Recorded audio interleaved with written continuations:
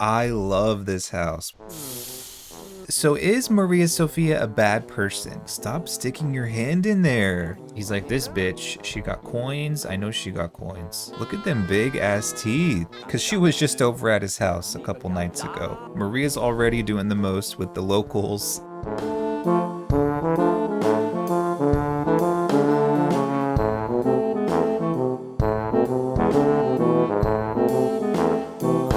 What's up, folks? Welcome back to another current household video here with the Beauclairs, and everyone's favorite debaucherous multimillionaire who is standing out here to welcome everyone to her mansion. If you are new here, this is my current household family, the Beauclairs. We live in the lovely Monte Vista, and we are 15 generations into this current household. Miss Maria Sofia, I think, is 14 and her kids are 15, which is pretty wild. I've been playing this family for a long time, and I guess at this point their one redeeming quality is that they are loaded AF. Around 25 million simoleons. If you missed the last episode, I'm gonna catch you up on that while Maria Sofia heads over here to, I was gonna call it a love shack, that might be the most suitable term for it. It's also the name of a song from way before my time. In the last episode, Maria Sofia got married. Her husband, Giorgio, is doing great. He's over at the house. And Maria has continued her shenanigans around Monte Vista. She's been unabashed with her, I think in the last episode I said philandering, but I'm pretty sure that's a term for a man. But Miss Maria Sofia, as you can see, has been busy. She had a child in the last episode, Eva, and she had another child, Miss Viola here, who's over at the house. If you remember, Maria Sofia woohooed with Wilbur in the hot tub here at this house at the end of the last episode. It was her wedding day. In addition to that, she also had this beautiful little baby over here, Leonardo, with her actual husband, Giorgio. Now at this point, as you can very clearly see here, Maria Sofia is having morning sickness yet again. So I do believe she's pregnant. I'm assuming that'll be 4 kids total with 4 different men. I do believe her husband is well aware of her adultery. They had a bit of conflict a few days ago. They got into a big argument. The relationship is sort of suffering because of that. But the truth is, like, Giorgio is not perfect either. I don't know if he's had any affairs, but you know, he's flawed as well. And it sort of, you know, brings to light this question: what makes someone a bad person? Is Maria Sofia a bad person? I guess we'll find out here in this episode. In terms of the kids, Maria Sofia has been pretty hands off. She does not enjoy being with the children, to be honest. But recently, and I'll insert a photo here, she did take Leonardo for a stroll. And I think that was probably her first and only interaction with him since she gave birth. That was nice to see, I guess. Giorgio, her husband, has been doing most of the work with the kiddos. But I do see here that a mixologist has arrived, and Maria Sofia does love a man with a luscious mane, such as this. So she's gonna talk to him here for a bit, and I can see we have some guests arriving. Hello, sire. You are Arnolfo Kemp. So in terms of the father of this upcoming child, I believe it's this man, Frederick Kemp, because she was just over at his house a couple nights ago. And the child of her firstborn, Eva, is this man, Owen Russ. So we got Owen, we got Wilbur, we got Giorgio, and we got Frederick.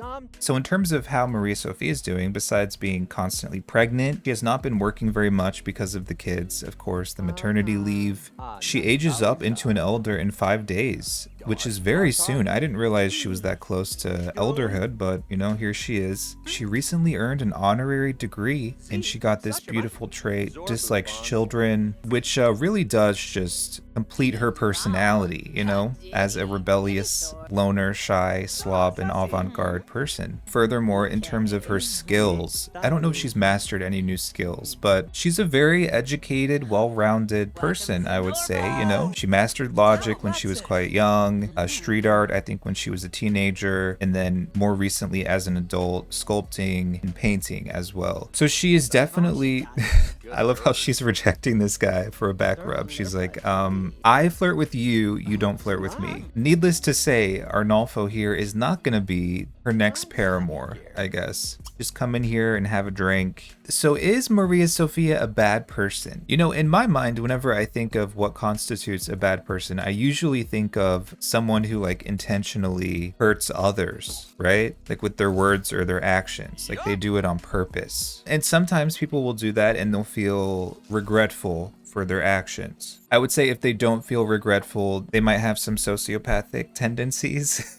The thing is, with Maria Sofia, I don't think she's doing things like having these affairs to intentionally hurt her husband. She's not doing it with like malicious intent, if you know what I mean. I'm not sure he appreciates what she's doing. Her actions themselves are immoral, for sure. I don't know, it's an interesting dynamic here with Maria. A few episodes ago, I was like, we're gonna do some Bene Gesserit, like any Dune fan, selective breeding, and you know, the people with the negative animalistic traits, we would say, will be eliminated, so to speak. Like, we will not choose for them to have kids. And to be honest, from here on out, I think we're going to be doing some like Bene Gesserit selective breeding. The ones who are mean and the ones who start drama are going to die off. We didn't really have much of a choice here with Maria Sofia because she was an only child. So it's an interesting place to be in, but I do, you know, care about her kids and I want them to have a good upbringing. Speaking of kiddos, let me go ahead and introduce you to them. So let's go over here to the house.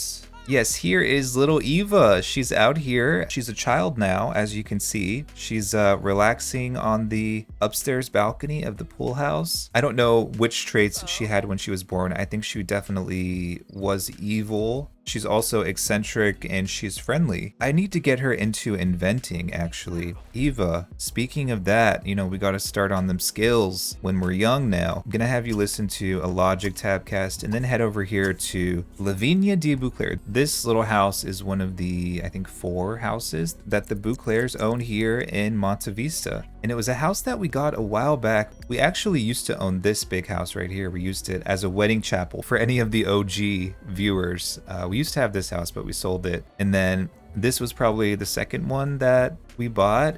Anyway, we bought that house to plant grapes, but it looks like it's actually too late for her to head over there. She just turned right back around and came back to the house, which makes sense because she is a child and she probably shouldn't be out and about at, you know, 10 o'clock at night, at least not by herself. Let's see, do you have homework to do? No, she did her homework, which is great. Barely any skills. I'm usually like more on it, but let me see. How's the other one doing? This is little Viola. She is quite the handful, I will say, but she has a very interesting hair color and pretty green eyes. So again, her father is Wilbur Borovikov, the man who's tatted up in the last episode. She's clumsy and athletic. And then little Leonardo over here in the crib is a couch potato and clumsy. So not the most amazing of traits for the kiddos, but we're going to try to do the best we can with what we have. And it looks like Giorgio's already in bed. Okay, I guess Maria, you got to come home and contribute somehow. The Paps are in the house. We got to escape. Once a rebel, always a rebel. What can I say?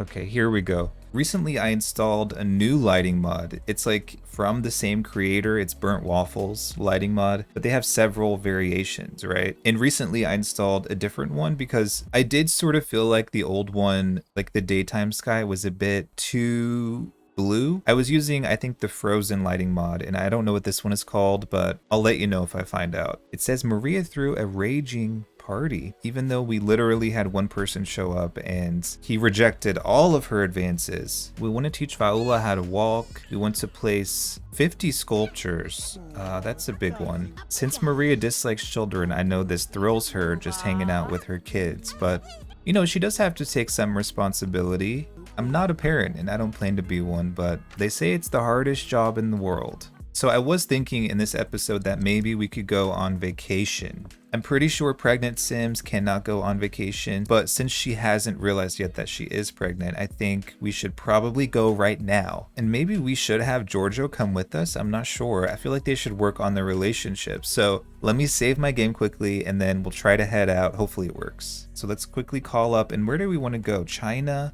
Simhara, or Champlasim? I feel like we always go to Champlasim. I think China was the place that Maria's mom, Serafina, went most recently. So let's go to Egypt, I guess. And we'll bring Eva, why not, and Giorgio. So I guess I will see you all in sunny Egypt. Okay, the Beauclairs have arrived here at one of their houses in Egypt. This is everyone's first time in Egypt. As you all may know, Maria Sofia's mother, Serafina, did a ton of traveling. She had the season traveler lifetime wish. So she did a ton of traveling and she bought a lot of houses for us, which we did appreciate. We even have this schmancy ass car. This is like 200,000 simoleon car. Living it up, I guess, over here. So here in Egypt, we also own this house, the almond tree house, which is right across the way. And the family also owns another like tiny little house. Where is that? That's where Maria is gonna banish her husband to. Oh, up here. Yes, the Lotus Oasis. It's up here in the middle of nowhere. It's really pretty over here, actually. I was just joking. She's not gonna banish her husband to that house. But I just love that everyone immediately on vacation, first time in this new world, goes upstairs, sits down, and plays with their tablets. We do love that concept. Is she playing The Sims 1 over here?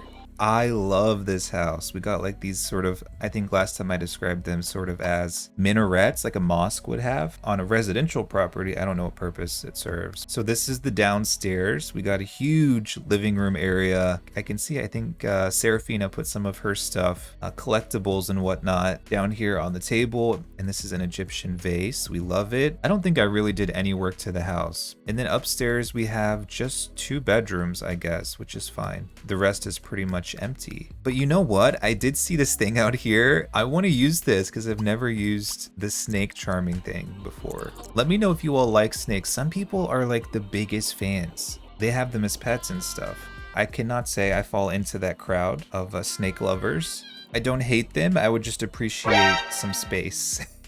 She's wild. She just stuck her hand right in there. She has no earthly clue what she's doing. Stop sticking your hand in there. What is wrong with you? Who would do that? I would love to go to Egypt. It seems so cool. Is this a skill? Because she's really bad at it. Maria, I do think this is a huge fail on your part. Instead of wasting away our day here doing this, a few things I would love to do. First and foremost, Giorgio, my man, I would love for you to come down here. Yes, there's like this cool little orchard down here with a little garden. It's not part of our property, but it's like right next to our house. So let's have him come down here and harvest these. We got grapes, watermelons, tomato plants, got some apples as well. And Eva, do you want to come over here to the almond house and why don't you just go for a swim here? I thought it was Sims with the insane trait that could fish in swimming pools, but I guess eccentric Sims can as well. We'll have her come over here and have some fun, swimming away in the hot Egyptian sun. And Maria, let's see. Maria, let's have you head into the town center. We'll go to the market and then we might do some tomb stuff. I do love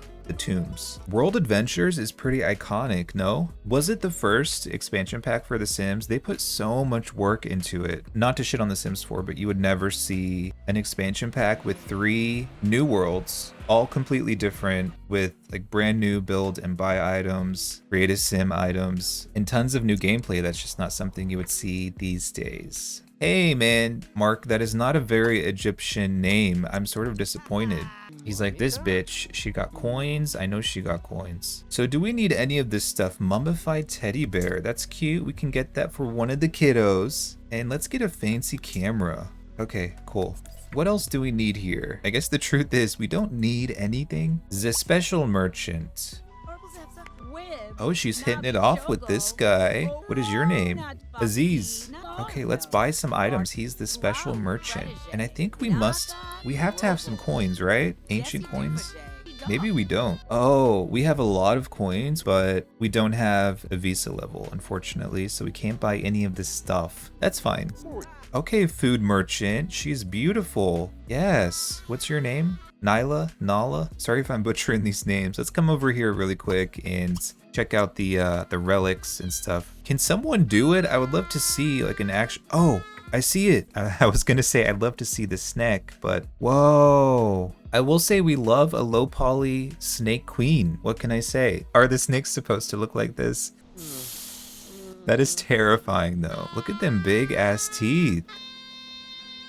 A snake statue, that's cool. Let's get a vase, why not? We actually have a ton of this stuff in Monte Vista at the beach house. A lot of Egyptian artifacts there. It doesn't hurt to have more. I like to decorate with the different relics and stuff. I don't think the snake likes this person.